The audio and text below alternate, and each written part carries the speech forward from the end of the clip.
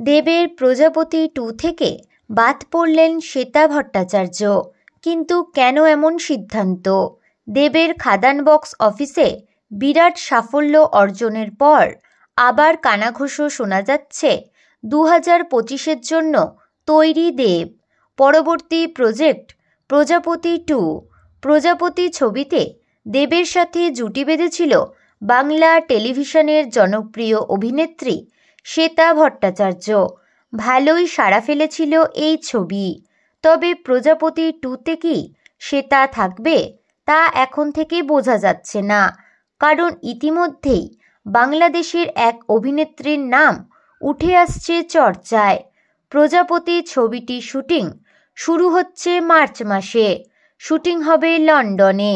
মিঠুন চক্রবর্তী থাকছেন দেবের বাবা হিসাবে।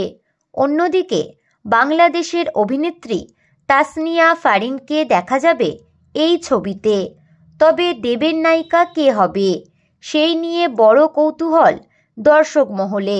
শ্বেতা ভট্টাচার্যই কি থাকবেন নাকি বাদ পড়বেন সেটাই এখন প্রশ্নের বিষয়।